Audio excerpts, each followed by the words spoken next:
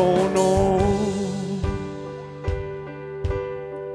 Les monts vacillent et s'effondrent. À ton nom, les flots s'agitent, les mers grondent.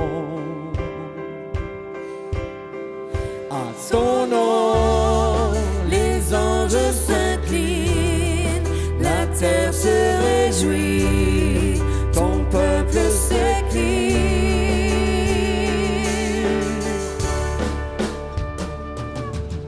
Seigneur de la terre, nous exaltons ton grand nom, remplissons le ciel de nos louanges, Yahweh, Yahweh, nous aimons proclamer ton nom.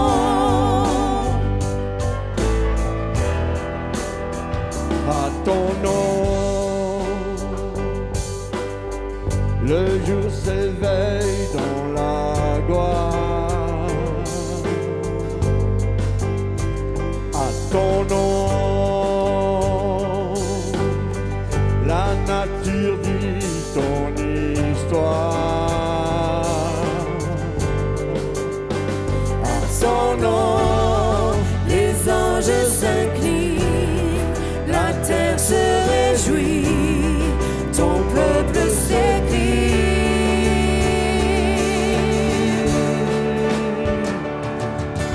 Seigneur de la terre, nous exaltons ton grand nom, remplissons le ciel de nos louanges, Yahweh, Yahweh, nous aimons proclamer ton nom.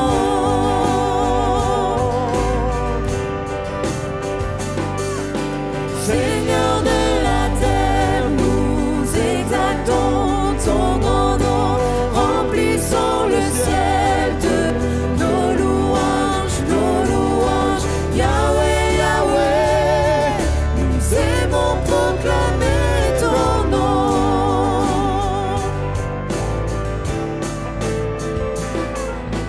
Notre Dieu est saint, nous te louons, et Dieu est sans égal, nous chantons,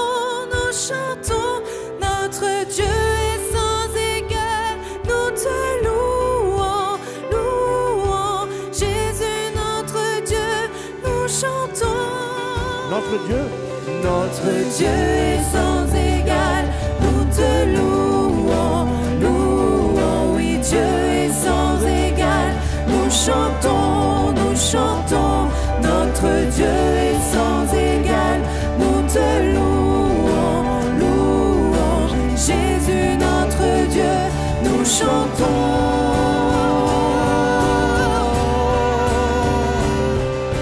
Seigneur de la terre, nous exaltons ton grand nom, remplissons le ciel de nos louanges, Yahweh, Yahweh, nous aimons proclamer ton nom.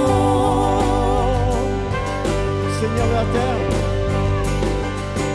Seigneur de la terre, nous exaltons ton grand nom, remplissons le ciel de nos louanges, Yahweh, Yahweh, nous aimons proclamer ton nom.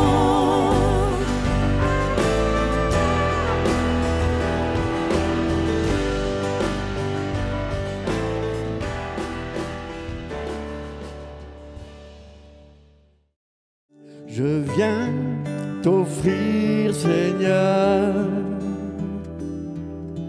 ce que j'ai de meilleur. Je viens t'offrir ma vie. Oui, à toi Jésus-Christ. Même si je suis fragile,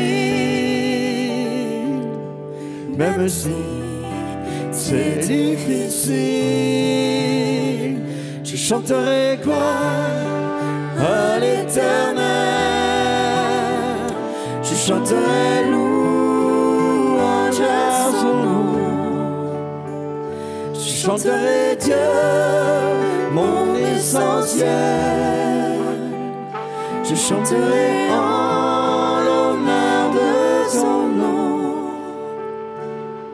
Je viens te dire, Seigneur,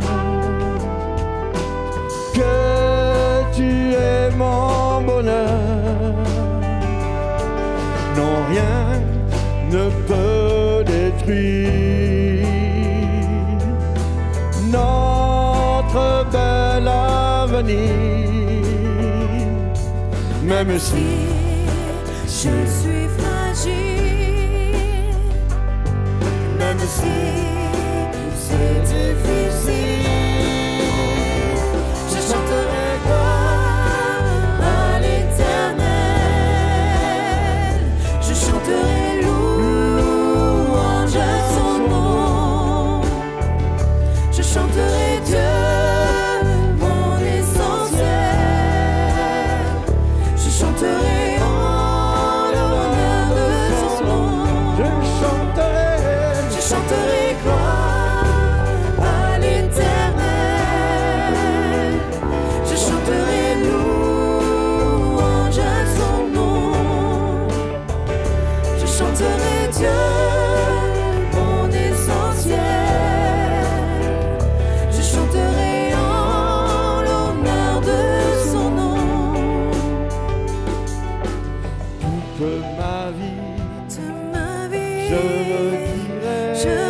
redirai que tu as donné ta vie. Toute ma vie, je redirai que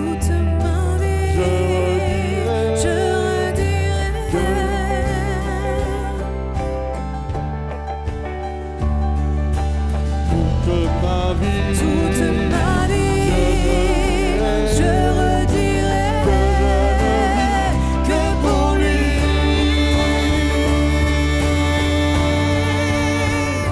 Je chanterai gloire à l'Éternel.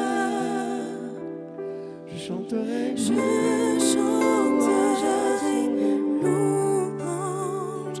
Je chanterai Dieu, mon essentiel. Je chanterai en l'honneur de son nom. Je chanterai gloire à l'Éternel.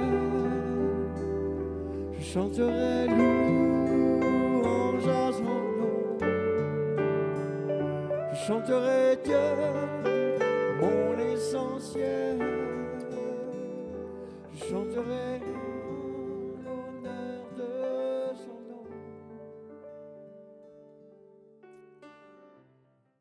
Dieu va faire des choses merveilleuses. Il cherche un homme, une femme qui se tient à la brèche. Il cherche quelqu'un qui va placer sa foi en lui. Et ce matin, mon message, c'est Dieu est assis sur son trône. Alléluia.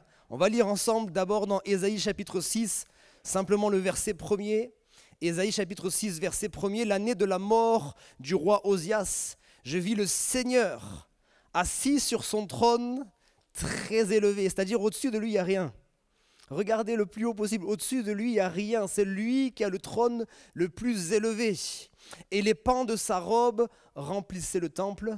Ce matin, nous sommes dans le temple du Seigneur. Et nous lisons également dans le psaume chapitre 2, verset 1er au verset 5. « Pourquoi ce tumulte parmi les nations, ces vaines pensées parmi les peuples ? Pourquoi les rois de la terre se soulèvent-ils et les princes se liguent-ils avec eux contre l'Éternel et contre son oint ? Brisons leurs liens, délivrons-nous de leurs chaînes. Celui qui siège dans les cieux, celui qui est assis dans les cieux, rit. Alléluia. Le Seigneur se moque d'eux. Puis il leur parle dans sa colère, il les épouvante dans sa fureur. » C'est fini ? On n'a pas la suite ? Bon, je lis sur mon message. « C'est moi qui ai établi mon roi sur Sion, ma montagne sainte. Je veux proclamer le décret de l'Éternel. Il m'a dit, tu es mon fils, je t'ai engendré aujourd'hui. Amen. » Dieu a envoyé son Fils sur cette terre. Ce matin, je vais vous prêcher le message de l'Évangile. Si vous êtes converti depuis 50 ans, ça vous fera toujours du bien. Et si vous n'êtes pas encore converti, ce message va bouleverser votre vie. Ce message va transformer votre vie. Alléluia. Ce message, il est puissant. Ce message, il est encore d'actualité aujourd'hui de plus en plus. Je crois que ce message est d'actualité. L'Évangile est capable encore de bouleverser une vie. Alléluia. Jésus, et on va le voir ce matin pour les plus anciens, on entendait souvent à l'époque l'Évangile aux 4 angles. C'est vrai ou pas? Ou l'Évangile aux 4 pieds, l'Évangile aux 4 piliers, etc. etc. Ok? Alors c'est quoi? Jésus sauve. Les anciens, aidez-moi. Jésus guérit. Jésus baptise de son esprit et Jésus revient, alléluia. Et là, on va voir ce matin qu'alors qu'il était assis, Jésus a sauvé. Alors qu'il était assis, Jésus a guéri. Alors qu'il était assis, il a renvoyé son esprit. Alors qu'il était assis, il a annoncé son retour. Et ce matin, j'aimerais m'arrêter un instant sur ces quelques points avec vous. Et je commencerai d'abord dans un passage dans l'évangile de Jean, chapitre 4. On ne va pas lire tout le passage, même s'il est merveilleux, et je vous encourage à le lire à la maison. Cette rencontre entre Jésus et cette femme samaritaine. Mais on lit à partir du verset 4 jusqu'au verset 15. Comme il fallait qu'il passât par la Samarie, il arriva dans une ville de Samarie nommée Sichar, près du champ que Jacob avait donné à Joseph son fils. Là se trouvait le puits de Jacob. Jésus, fatigué du voyage, était assis au bord du puits. C'était environ la 6e heure. Une femme de Samarie vint puiser de l'eau. Jésus lui dit « Donne-moi à boire », car ses disciples étaient allés à la ville pour acheter des vivres. La femme samaritaine lui dit « Comment toi, qui es juif, me demandes-tu à boire à moi, qui suis une femme samaritaine ?» Les Juifs, en effet, n'ont pas de relation avec les Samaritains. Jésus lui répondit, « Si tu connaissais le don de Dieu, et qui est celui qui te dit, donne-moi à boire, tu lui aurais toi-même demandé à boire, et il t'aurait donné de l'eau vive. Seigneur, lui dit la femme, tu n'as rien pour puiser, et le puits est profond. D'où aurais-tu donc cette eau vive? Es-tu plus grand que notre père Jacob, qui nous a donné ce puits, et qui en a bu lui-même, ainsi que ses fils et ses troupeaux? Jésus lui répondit, quiconque boit de cette eau aura encore soif. Mais celui qui boira de l'eau que je lui donnerai n'aura jamais soif. Et l'eau que je lui donnerai deviendra en lui une source d'eau qui jaillira jusque dans la vie éternelle. La femme lui dit, Seigneur, donne-moi cette eau afin que je n'ai plus soif et que je ne vienne plus puiser ici. Amen. Jésus devait passer par là. Alléluia. Et moi, je crois qu'il n'y a pas de hasard.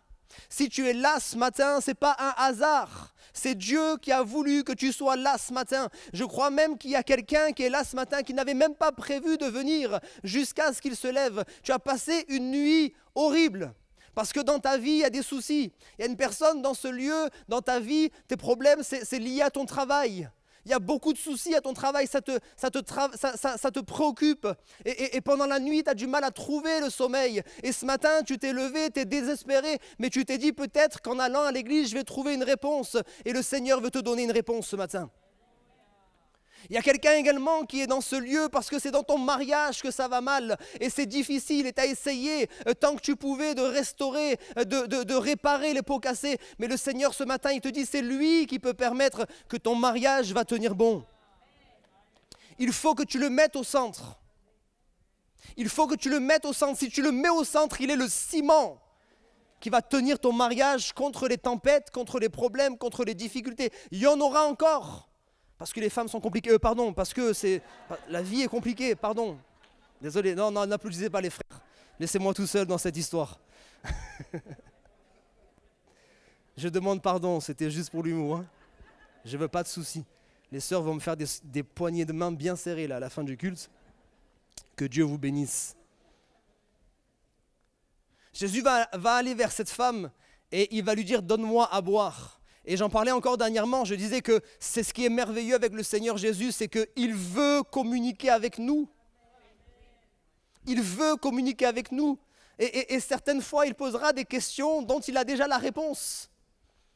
Il nous pose des questions, il a déjà la réponse, mais il veut juste qu'on lui réponde, il veut juste communiquer avec nous. Et bien souvent, on a tellement de barrières, comme dans ce cas, on a des barrières sociales, on a des préjugés, on nous a enseigné des choses, on a mis dans notre esprit des pensées, des paroles contre Jésus. C'est extraordinaire quand même quand on voit comment les gens sont ouverts à tellement de choses, mais tellement de choses, mais quand vous leur parlez de Jésus, ça bloque direct. C'est fou quand même. On peut leur parler de tellement de choses, c'est pas un souci. On partage nos expériences, les gens ils y croient pas, voilà, ils adhèrent ou ils adhèrent pas, mais ils acceptent. Mais dès que vous leur parlez de Jésus, oh, qu'est-ce qu'il vous a fait Jésus? Qu'est-ce qu'il vous a fait? On a entendu tellement de choses, mais ce matin, le Seigneur il vient pour poser une question, il vient pour rétablir la communication avec nous. Cette femme, elle va être étonnée, elle va dire, mais comment toi qui es un homme, déjà les relations homme-femme, un homme ne vient pas discuter avec une femme qui est seule là, comme cela. Mais en plus, toi qui es juif, tu viens parler avec moi qui suis une samaritaine. Mais Jésus dit, mais moi je m'en fiche de tout ça. Moi je m'en fiche de tout ça, je m'en fiche de ta couleur de peau, je m'en fiche de tes erreurs passées, je m'en fiche de ton nom de famille, je m'en fiche de combien il y a sur ton compte en banque, je m'en fiche de tout ça, je te veux toi. Je te veux toi. Est-ce qu'on peut afficher Romains chapitre 8, versets 38 et 39? Oh, que cette parole. Vous savez, si on doit retenir qu'une seule chose, c'est ça. Car j'ai l'assurance que ni la mort, ni la vie, ni les anges, ni les dominations, ni les choses présentes, ni les choses à venir, ni les puissances, ni la hauteur, ni la profondeur, ni aucune autre créature ne pourra nous séparer de l'amour de Dieu manifesté en Jésus-Christ notre Seigneur. Alléluia. Oh, alléluia. Il n'y a rien qui peut nous séparer. Partons de ce principe-là. Partons de ce principe-là. Rien ne peut nous séparer de l'amour de Dieu. Dieu nous aime, point. Il n'y a pas à la ligne. Point, fini. Dieu nous aime. Dieu nous aime tel que nous sommes. Ça ne veut pas dire qu'il approuve ce que nous sommes. Ça ne veut pas dire qu'il approuve ce que nous faisons. Mais il nous aime. Il ne peut pas faire autrement que ça. Il est amour. Et jusqu'à notre dernier souffle, il va nous aimer. Jusqu'à notre dernier souffle, sa main sera tendue vers nous. Même si tu as été rebelle, encore rebelle, encore rebelle, encore rebelle, sa main sera constamment tendue vers toi. Et il n'y a rien qui pourra empêcher ça. Ni tes péchés, ni tes ennemis, ni les épreuves de la vie, rien ne pourra te séparer de l'amour de Dieu. Alléluia. Oh, que c'est bon. Une fois qu'on a validé ça là dans notre esprit, on peut foncer. J'ai pas dit que ça veut dire qu'on fait tout et n'importe quoi dans notre vie. C'est pas ce que j'ai dit, hein. Attention. On avance de toute façon, vous en faites pas. On va en parler. Il dira, si tu connaissais le don de Dieu. Et dans le don spirituel, ce matin, il a été dit encore à 2 reprises. Il est question de connaître. Vous savez, souvent on dit, ne juge pas tant que tu n'as pas goûté. Ça, c'est nos parents qui disaient ça avant, hein. Quand on voyait un plat, il y a des plats, ils sont appétissants. À la vue, ils sont beaux. Au goût, un peu moins. Il y a d'autres plats, ils sont pas très beaux à la vue, mais franchement, ils sont bons. Et souvent, on reste bloqué sur les préjugés, vous voyez. Dis, mais tant que tu n'as pas goûté, tu ne peux pas dire si tu aimes ou tu n'aimes pas. Goûte au moins. Mais combien de fois on a nos préjugés concernant Jésus-Christ? Malheureusement, j'avais dire, c'est même pas concernant Jésus-Christ, c'est concernant la religion. Et voilà pourquoi on dit à chaque fois qu'on ne vous prêche pas une religion, on ne vous demande pas d'adhérer à une religion, on ne vous demande pas d'avoir une carte de membre dans une religion, on vous demande d'accepter d'avoir une relation avec un Dieu vivant. Un Dieu qui est vivant, qui est là parmi nous ce matin. Et sa main, encore une fois, est tendue vers nous ce matin. Et pour cela, il faut simplement ouvrir notre cœur. Il n'y a rien de plus compliqué que cela. Il n'y a rien de plus simple que cela, pardon. Il faut simplement ouvrir notre cœur. Et on ne vous demande pas de tout comprendre maintenant. Moi, je me souviens, et j'aime le rappeler, parce que quand je repense à comment ma vie elle a été bouleversée en un instant, quand je repense à comment le Seigneur a changé mon existence, je me rends compte que je ne connaissais rien, et j'ai mis du temps avant de vraiment connaître le Seigneur. Et encore que j'ai besoin. J'étais dernièrement, vous savez, dans un camp, à Valence, mais c'était avec l'église de Bolène, avec le pasteur Jean-Emmanuel Morin, et à un moment donné, le pasteur, avant que je prenne la parole, il a conduit un temps de prière, et là il a eu à cœur vraiment de dire aux chrétiens, est-ce qu'il y en a qui ont encore besoin d'avoir des révélations du Seigneur? Je me suis levé le premier. Ah oui. Vous savez, j'ai une prière depuis longtemps, et On a toutes sortes de révélations, on a des révélations de son amour, on a des révélations de sa grâce, etc. Mais il y a quelque chose que je prie depuis tellement longtemps, je veux une révélation de la croix. Alors je vais vous expliquer, bien sûr que j'ai la révélation de la croix, je sais ce que c'est que la croix, mais je voulais avoir une expérience particulière, vous voyez, sous forme de révélation. Et là, alors qu'il est en train de conduire ce temps de prière, il invite ceux qui ont envie de vivre quelque chose de nouveau à se lever. Je me lève et je ne pourrais pas vous l'exprimer. Pour tous ceux qui ont déjà eu des visions, vous savez que c'est compliqué d'exprimer une vision. Parce que c'est celui qui a la vision qui peut comprendre. Mais je vais essayer quand même de vous l'expliquer. J'ai simplement vu, alors que je ne l'avais jamais vu ça. J'ai jamais eu une révélation comme ça, de manière spirituelle, de la croix. Et j'ai vu Jésus sur la croix. Et d'abord, j'ai vu Jésus, mais avec des larmes de souffrance. Il n'y avait aucun mot. Mais juste dans son visage. Vous savez, c'est là où on se rend compte que c'est spirituel. J'ai réussi à... d'une infime partie, mais j'ai ressenti un petit peu que c'était la souffrance physique, la souffrance même émotionnelle de Jésus. Et puis d'un coup, des larmes à nouveau, mais avec un sourire sur son visage. Et là pareil, pas un mot les amis, mais c'était tellement beau. Avec un sourire sur son visage, et là j'ai juste compris, je souffre, mais je souffre pour toi.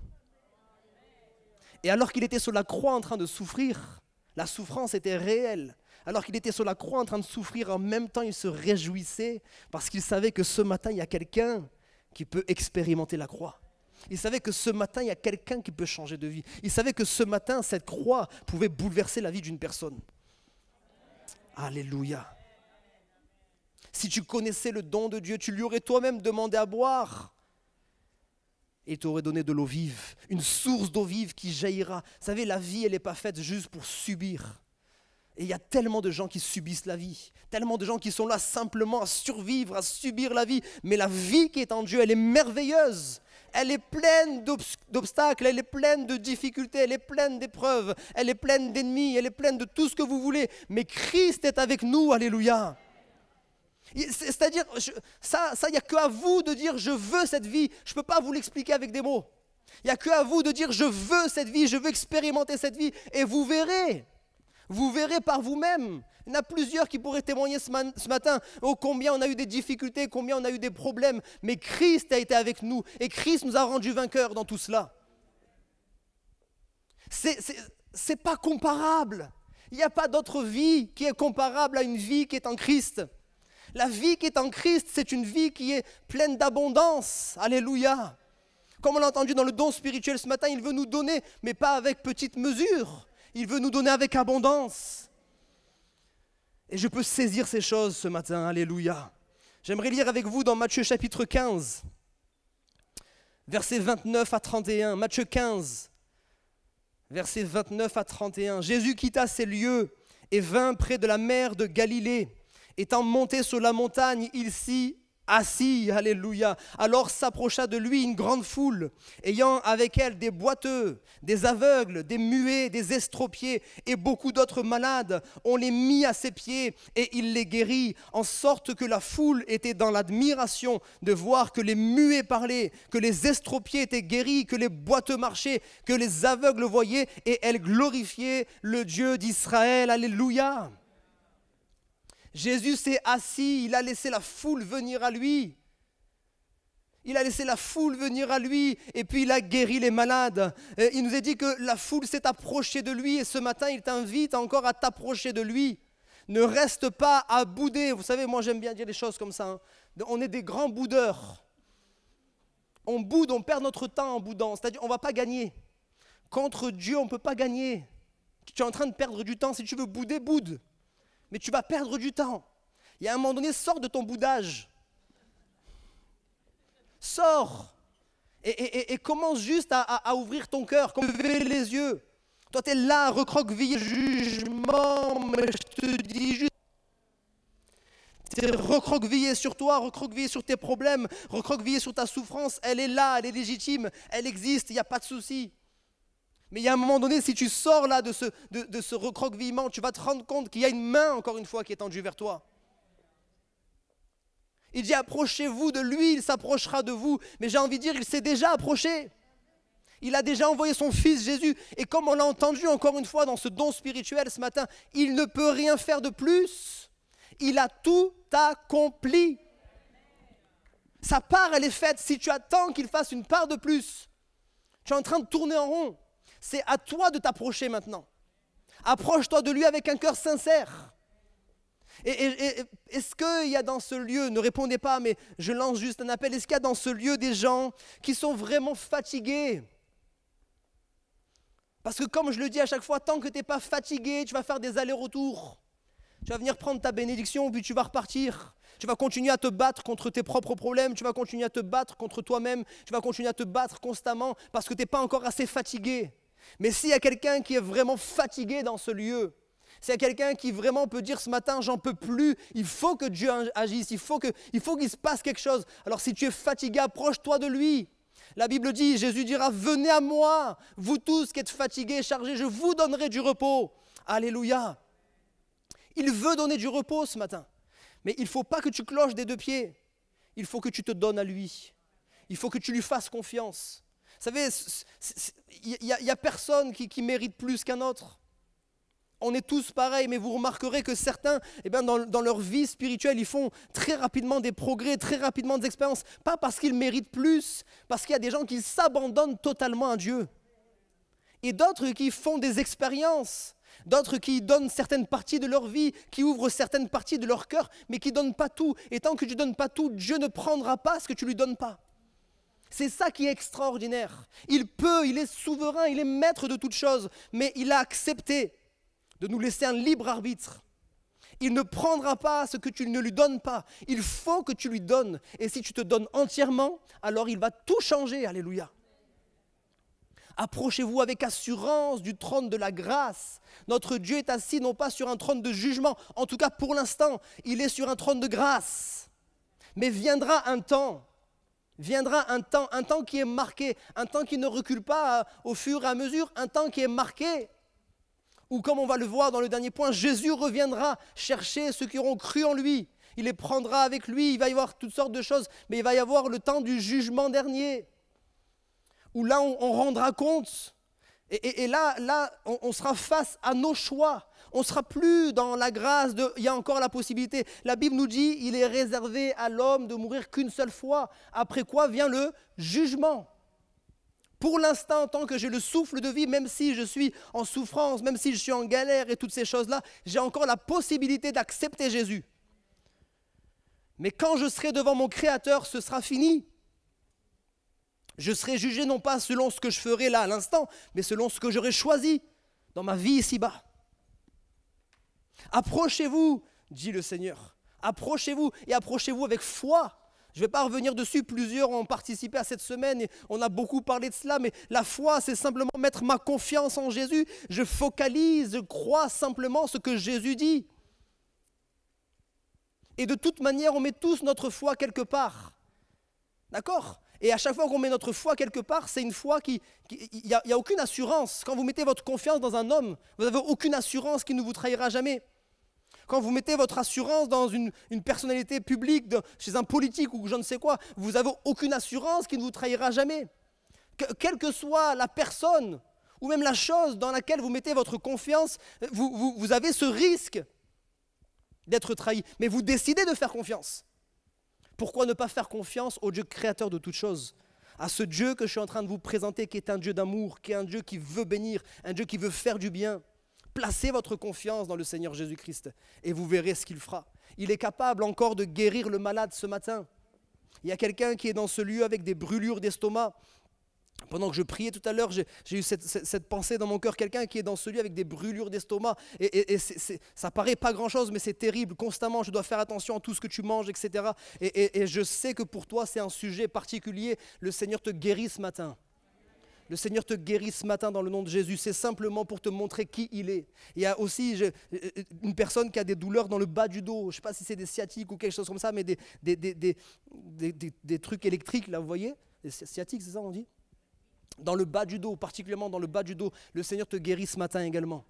Le Seigneur te guérit ce matin, il veut te montrer qu'il est tout puissant, il veut te montrer qu'il t'aime. Mais s'il te plaît, ne t'arrête pas à ça. Parce que le corps, c'est rien.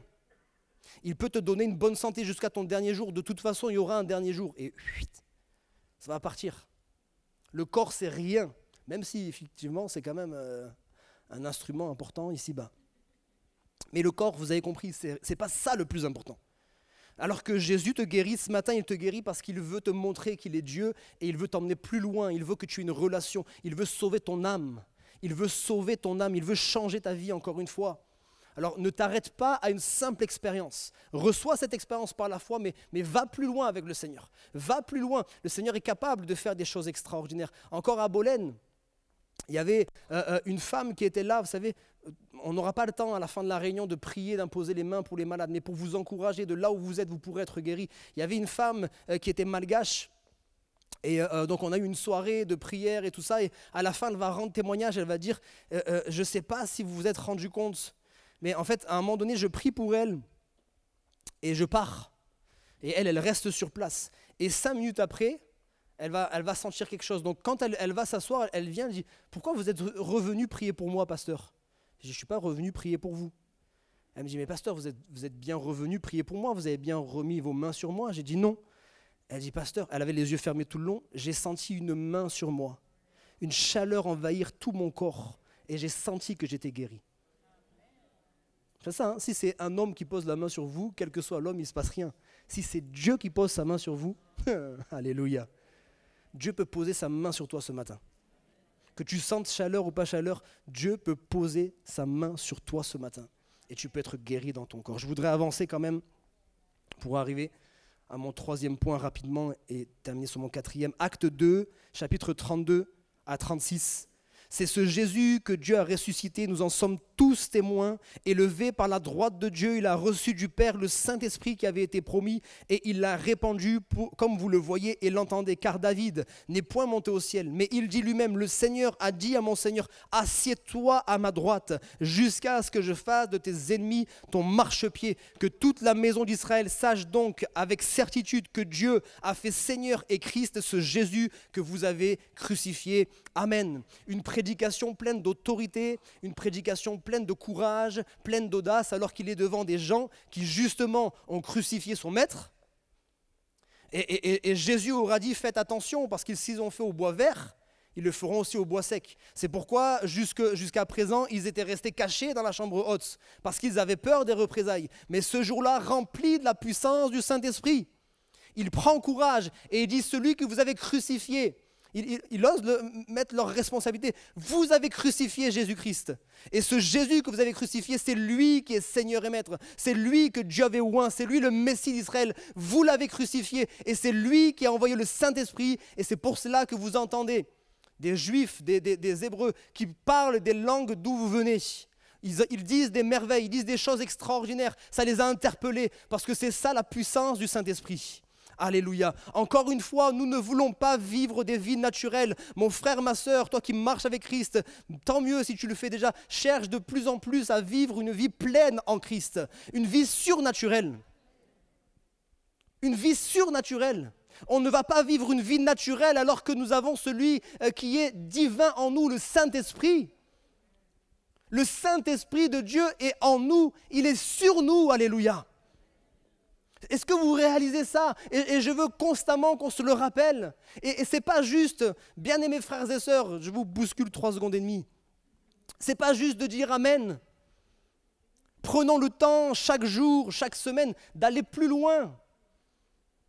Ça veut dire quoi concrètement le Saint-Esprit habite en moi? Ça veut dire quoi concrètement sa puissance est sur moi? Ça veut dire quoi concrètement pour ma vie? Ça veut dire quoi concrètement? C'est ça qu'il faut que je médite. Saint-Esprit, qu'est-ce que tu veux faire en moi? Est-ce que tu es là juste pour être là? Ou est-ce que tu veux changer les choses d'abord en moi? Et si tu es en moi, est-ce qu'il n'y a pas une mission pour ma vie? Est-ce qu'il n'y a pas quelque chose que tu veux faire au travers de ma vie? Pourquoi tu m'as placé dans ce quartier? Pourquoi tu m'as placé dans cette famille? Pourquoi tu m'as placé dans cette entreprise? Pourquoi tu m'as placé dans cette fac? Pourquoi tu m'as placé là? Est-ce que tu ne veux pas que je fasse quelque chose pour toi? Jésus nous a envoyé son esprit parce qu'il nous a dit les choses que j'ai faites, vous les ferez aussi. Et bien aimés frères et sœurs, on doit continuer à crier à Dieu, ne nous arrêtons pas. On doit continuer à crier à Dieu encore et encore jusqu'à ce qu'on atteigne ça. Le jour où on aura atteint ça, on ne sera pas une église extraordinaire. On sera une église normale. Eh oui. Le jour où tu guéris les malades, Le jour où tu chasses les démons, le jour où tu donnes des paroles de connaissance, tu n'es pas un chrétien extraordinaire. Tu es un chrétien normal. Il n'y a pas beaucoup d'amen, mais c'est la vérité. Je dois chercher à vivre ces choses-là parce que Dieu me les a communiquées. Je ne veux pas. Vous savez, je vous l'ai déjà partagé, mais je veux le partager encore. C'est la chose qui me fait le plus trembler. C'est le jour où je serai devant Dieu. Vous savez, on est sauvé par grâce, hein, donc je n'ai pas de souci par rapport à ça. J'ai l'assurance de mon salut, c'est clair. Mais je serai devant Dieu. Vous savez qu'on va rendre des comptes déjà pour les paroles qu'on aura dites. Ça, c'est une chose. Mais quand je vais être devant Dieu, vous savez, moi, c'est comme ça que je le vois. Là, je fais que spéculer. Hein. Je ne donne pas de doctrine. Mais on sera devant Dieu, tout sera à nu et découvert. Il n'y aura même pas, je pense, de discussion. C'est-à-dire, d'un coup, paf. Jésus n'aura pas besoin de te dire, il y a eu ça. C'est-à-dire, d'un coup, tu réalises. Tu prends de la hauteur et tu réalises ce que Dieu avait mis comme potentiel en toi, ce que Dieu avait mis en toi, ce que Dieu avait espéré pour toi, ce que Dieu attendait de toi. Moi, ma plus grande crainte, c'est de voir ça, de voir ce qui aurait pu être possible pour sa gloire et par sa grâce. Et à cause de toutes sortes de raisonnements, à cause de toutes sortes de confort ou de je ne sais quoi, je suis passé à côté. Il va dire, t'as vu cette personne-là ? Elle a mis fin à ses jours. T'as vu cette personne-là ? Elle est décédée assez jeune. T'as vu cette personne-là ? Elle a vécu toute sa vie dans la dépression, dans les angoisses. Ils étaient juste à côté de toi. Juste à côté de toi. Oui, mais tu sais, on parlait, tu sais, moi j'étais en France, hein, Seigneur. En France, c'est pas facile. Quand on parle du Seigneur, t'as essayé au moins ? Est-ce que tu as essayé ? Est-ce que tu lui en as parlé ? Quitte à ce que la personne, elle te... Mais est-ce que tu as essayé ? Parce que moi, je t'avais placé à côté de cette personne pour que tu puisses impacter sa vie. Moi, je t'avais placé à côté de cette personne parce que dans tout son entourage, tu étais le seul chrétien, la seule chrétienne. Il y a des gens dans votre entourage, si ce n'est pas vous qui leur parlez de Jésus, personne ne leur parlera de Jésus. Personne. Vous êtes la personne qui est capable de leur parler de Jésus. Est-ce qu'on a... Et je ne dis pas ça, j'ai commencé en disant, je me le dis pour moi-même d'abord. Je ne dis pas ça pour mettre un poids sur vous, mais juste pour qu'on réalise notre mission, notre responsabilité. Je termine avec le dernier point. Peut-être les musiciens peuvent commencer à s'installer. Marc chapitre 13, versets 3 à 7. Marc 13, versets 3 à 7. Il s'assit sur la montagne des Oliviers en face du temple, et Pierre, Jacques, Jean et André lui firent en particulier cette question. Dis-nous quand cela arrivera-t-il, et à quel signe connaîtra-t-on que toutes ces choses vont s'accomplir, c'est-à-dire le retour du Seigneur. Jésus se mit alors à leur dire, prenez garde que personne ne vous séduise, car plusieurs viendront sous mon nom, disant c'est moi, et ils séduiront beaucoup de gens. Quand vous entendrez parler de guerre et de bruit de guerre, ne soyez pas troublés, car il faut que ces choses arrivent, mais ce ne sera pas encore la fin. Jésus assis a annoncé la fin des temps. C'est-à-dire un moment donné où il va revenir pour chercher ceux qui auront cru en lui. J'aime ce passage que vous connaissez également, je lis rapidement Jean chapitre 14, versets 1 à 6, que votre cœur ne se trouble point. Après ce que je viens de vous lire. Parce que oui, Jésus a annoncé des temps difficiles pour la fin, des temps sombres pour la fin. On a beau faire ce qu'on veut, c'est comme ça que ça va arriver. Jésus ne se trompe pas. On a beau faire ce qu'on veut, dire ce qu'on veut, les choses ne vont pas aller en s'arrangeant. L'amour du plus grand nombre se refroidira. Les gens seront tellement égoïstes, méchants, etc., etc., etc. C'est une réalité. Mais pourtant, Jésus nous dit que votre cœur ne se trouble point. Croyez en Dieu et croyez en moi. Il y a plusieurs demeures dans la maison de mon Père. Si cela n'était pas, je vous l'aurais dit. Je vais vous préparer une place. Et lorsque je m'en serai allé et que je vous aurai préparé une place, je reviendrai et je vous prendrai avec moi, afin que là où je suis, vous y soyez aussi. Vous savez où je vais et vous en savez le chemin. Thomas lui dit, Seigneur, nous savons où tu vas. Comment pouvons-nous en savoir le chemin ? Jésus lui dit, je suis le chemin, la vérité et la vie. Nul ne vient au Père que par moi. Nul ne vient au Père que par moi. Jésus viendra pour chercher une épouse sans tache ni ride. Jésus viendra pour chercher ceux qui auront cru en lui. Et j'aime cette parole des Écritures qui dit « Prépare-toi à la rencontre de ton Dieu ». Est-ce que les musiciens peuvent commencer à jouer? Le dernier point, c'est un point qui nous rappelle qu'il y a quand même une situation d'urgence. C'est jamais demain qu'on donne sa vie à Jésus. Parce que demain ne nous appartient pas. L'exemple extrême, ce serait de dire que vous pouvez partir cet après-midi. Ça ne vous portera pas malheur ce que j'ai dit, vous n'en faites pas. Hein. C'est juste un exemple. Ça, c'est l'exemple extrême. Certains diront, mais ça va quand même. Vous savez, moi, je me souviens avoir baptisé un monsieur. Je crois qu'il avait vers les 76 ans. Et toute sa vie, son épouse qui était chrétienne lui avait parlé. Il n'avait jamais voulu. Et un jour, vous savez, il y a des jours comme ça. Hein. Il y a des jours, on se lève, on dit non, il faut retourner se coucher. Mais il y a des jours, Dieu dans son calendrier, il a noté quelque chose. Toi, tu sais pas.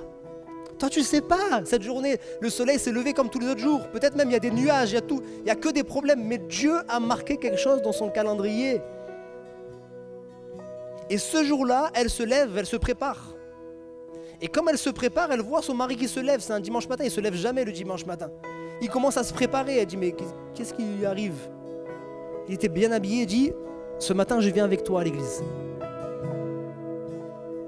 Elle dit, ok. Ils viennent à l'église.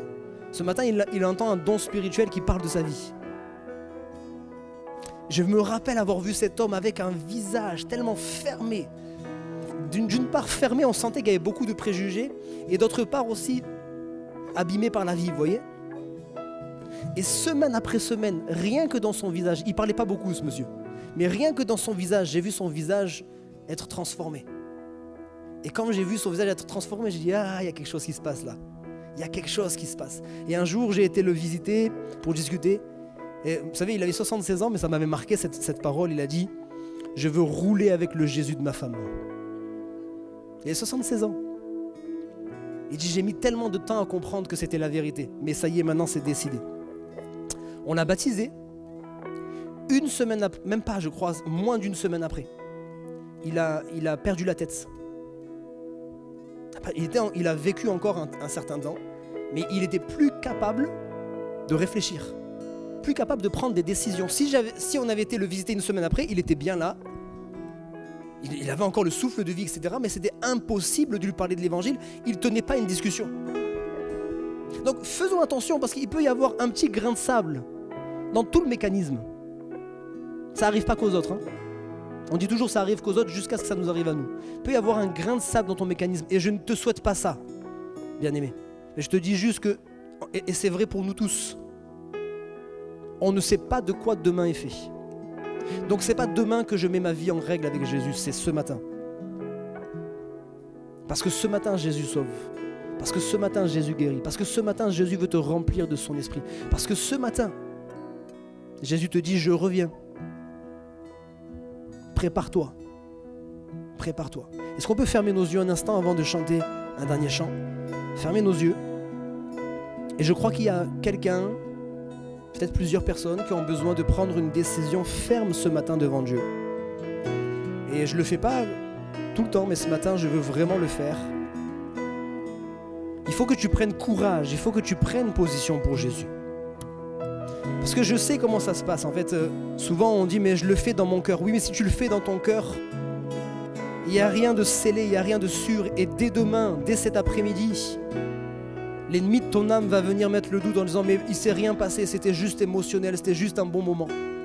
Voilà pourquoi je veux t'encourager à prendre une décision, prendre une position pour le Seigneur. Alors que tout le monde garde les têtes baissées et les yeux fermés, s'il vous plaît, par respect.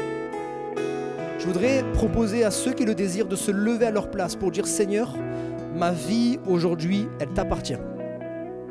Lève-toi à ta place, simplement pour lui dire, à partir d'aujourd'hui, il y a un changement. À partir d'aujourd'hui, ma vie, elle t'appartient.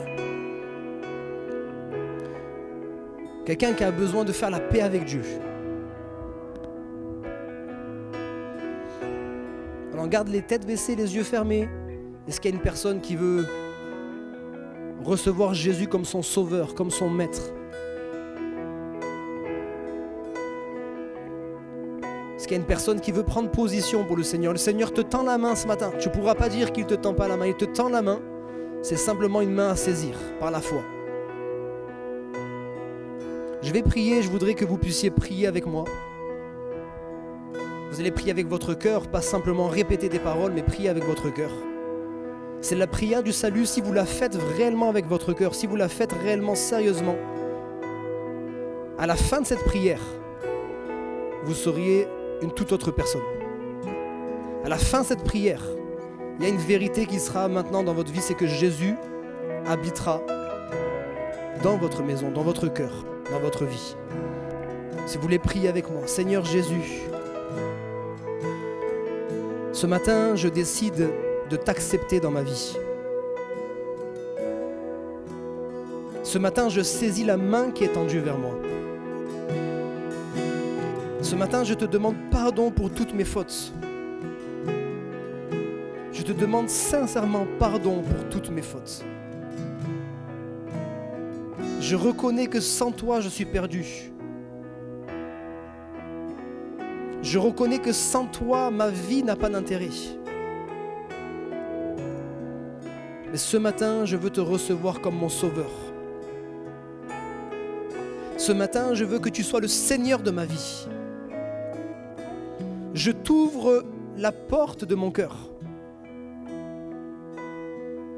Viens régner dans ma vie. Dis-le avec sincérité, viens régner dans ma vie. Prends conscience de ces paroles et dis-le encore une troisième fois. Viens régner dans ma vie. Je veux te suivre. Montre-moi le chemin. Tiens-moi par la main. Accompagne-moi jour après jour, afin que je puisse marcher dans tes voies. Seigneur, je t'aime. Ma vie est pour toi. Amen. Adorons Jésus, prosternons nos cœurs, inclinons nos vies. Il est le Sauveur, amour infini. Adorons Jésus, nous levons nos mains pour lui rendre gloire. Il est le chemin, il est notre espoir. Magnifique est le Seigneur, magnifique est le Seigneur, magnifique est le Seigneur, digne de louange. Magnifique est le Seigneur, magnifique est le Seigneur, magnifique est le Seigneur, digne de louange. Adorons Jésus.